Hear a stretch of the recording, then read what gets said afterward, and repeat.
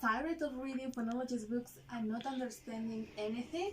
My name is Nicole and today I'm going to explain about what phonology is, what it studies, and what do you need to know for doing a phonology transcription. So let's start. I hope this video will help you a lot. Phonology's introduction. First, I'm going to show you the difference between phonetic and phonology. So, let me to start. Phonology is a branch of linguistics and it studies the sounds of the language and the phonemes. But now, what is phonetic? Phonetic is also a branch of linguistics, but the difference is that it studies the sounds of the speech and the allophones. Phonetic also led us to know how is a sound released or produced.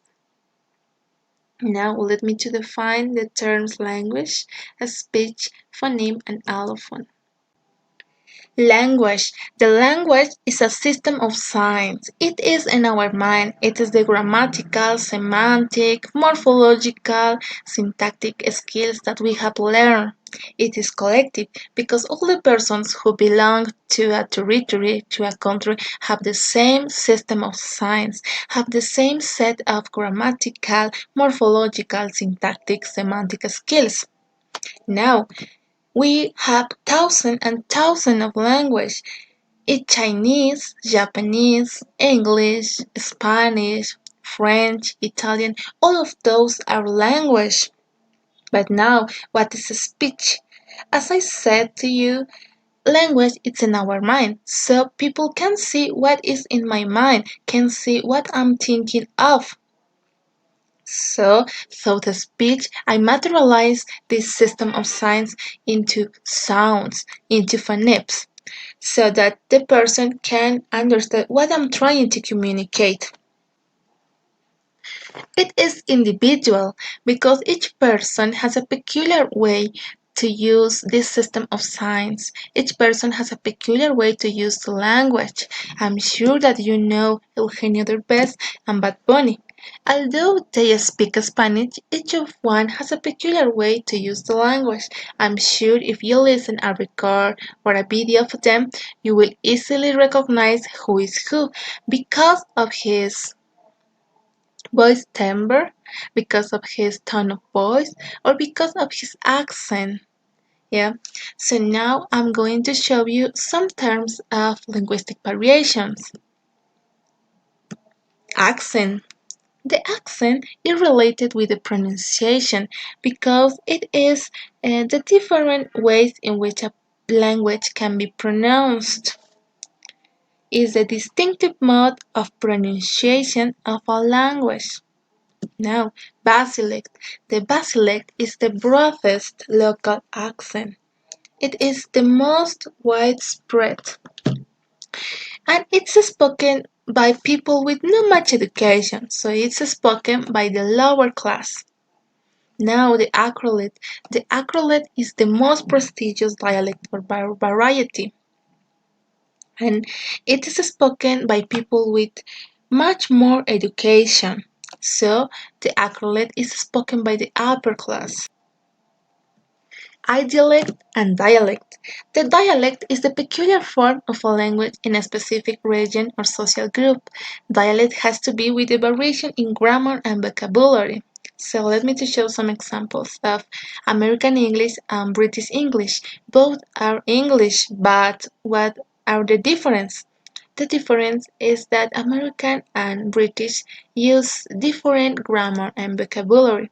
For example, in the word cookies, I'm going to buy some cookies has the same meaning as I'm going to buy some biscuit. Yeah, you notice there is some there is just a difference in vocabulary. Now, in the same happens in vacation or color. Now, in the sentence, she has eaten too much and she ate too much, both give me the same information, but the difference is in grammar. In American English, they use the present perfect, has eaten, but in British English, they tend to use the past simple. Now, the idiolect. The idiolect is the individual way to speak. it refers with whom we are speaking to. For example, when I speak to my friends, I speak with they in an informal way with jokes and with things like that. But when I speak with my professor, I can't speak in the same way. I can't speak with him or with her in an informal way or with jokes, you see? And the same happens when I speak to my parents. When I speak to my parents, I can speak with them in the same way that I speak with my professor or with my friends. So this is the dialect, the individual way to speak in different situations uh, or with different people. I hope you can understand me. Now I'm going to define what a phoneme is. The phoneme is the minimum unit of sounds with the ability to change meaning. But why we said that the phoneme has the ability to change meaning? Let me to show you. In this word math and in this other word math, we are just changing the phoneme the by the phoneme th, math and math. And when I do that, I'm changing the total meaning of math because math is not as the same as math.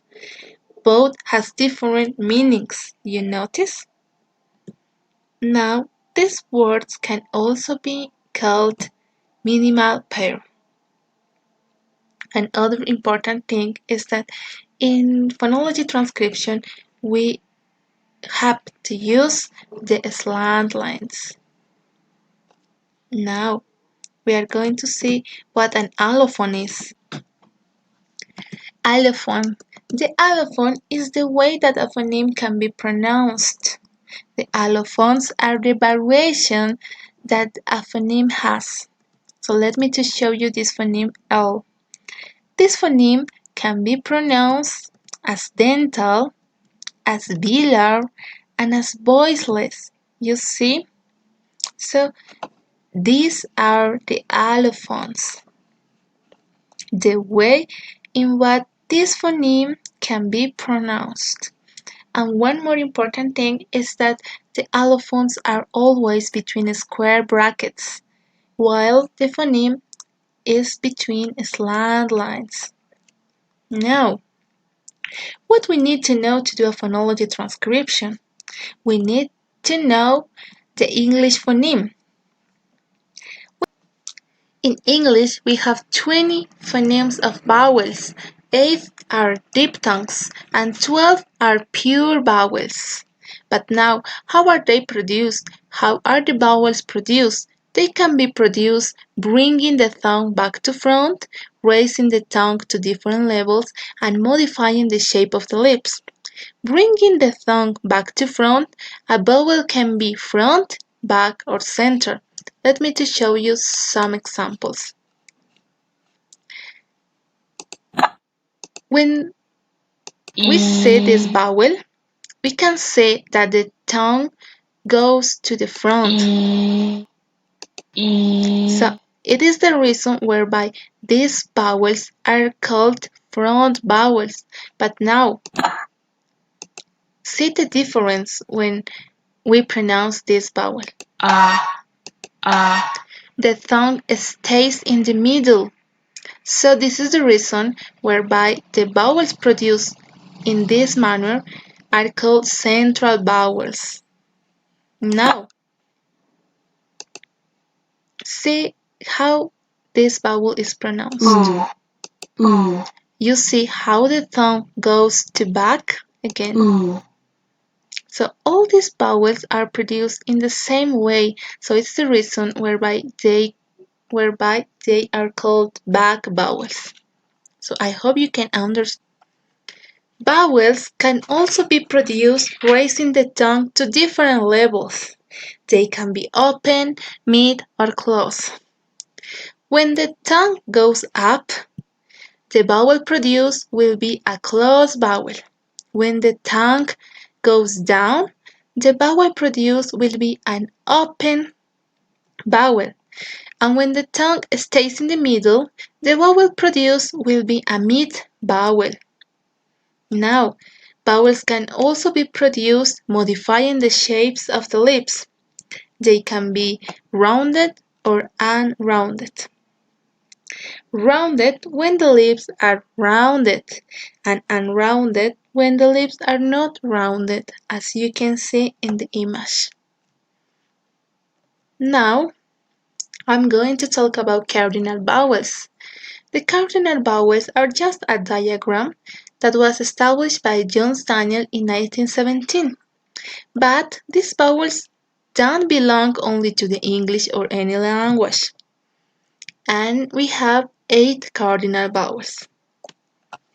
This is the diagram of cardinal vowels, and there are the 8 vowels. This is the first, this is the second, this is the third, the fourth, the fifth, the sixth, the seventh, and the eighth. Now, in English, we have 24 phonemes of consonants, as you can see. But Finch and Ortiz give us 5 questions to classify the consonants. The first question that they proposed was, are the vowels folds in action or not? When the vocal folds are in action, the consonants are called voiced. But when the vocal folds aren't in action, they are called voiceless. Let me to show you some examples.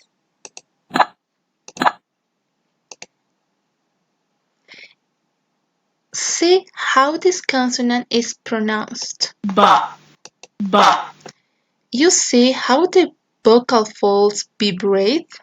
Again.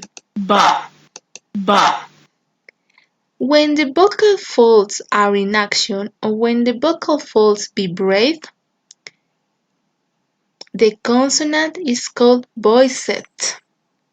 Now, see this, how is pronounced this consonant. pa, pa, You see, the vocal fold isn't in action. The vocal fold doesn't vibrate. Again. pa, pa, So, when the vocal fold doesn't vibrate or isn't in action, the consonant is called voiceless. Now, Finch and Ortiz also propose this question for classify the consonants. How strong are the breath force and the muscular effort involved in the articulation? When there are less breath force and muscular effort, the consonant is called lenis. And when there are greater breath force and muscular effort, the consonant is called fortist. The third question that they proposed was, is the volume up or down? When the volume is up, the consonant is nasal, and when the volume is down, the consonant is called oral.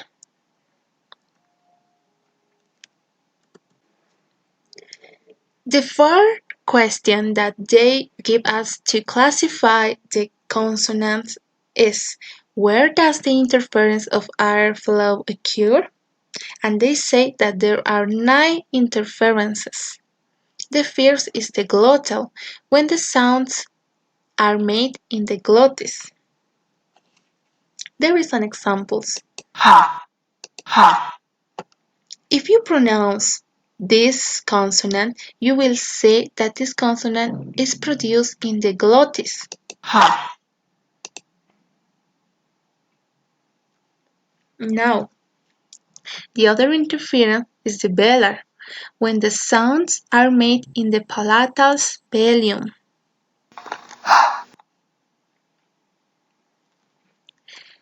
Then we also have the palatal interference. It occurs when the back of the tongue raised to the palatal.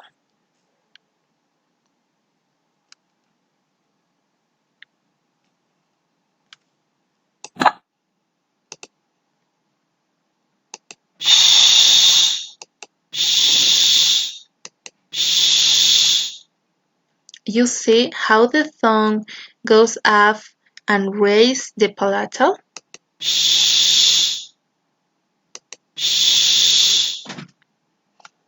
Now there is the palatal velar, and then there is the postalveolar sounds, the dental, the alveolar, the labiodental, and the bilabial.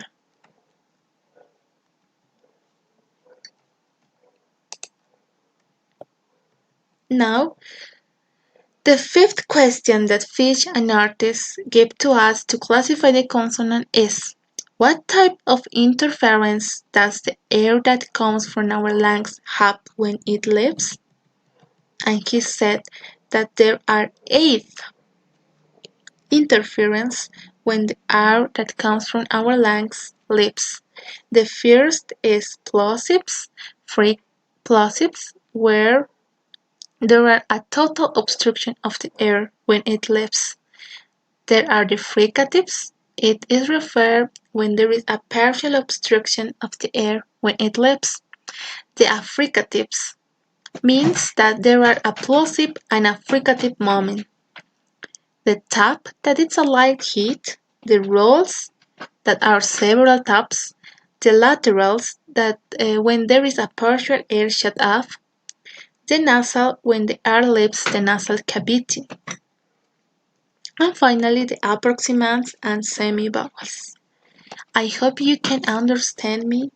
Thank to you for watching this video. Bye bye, see you in another class.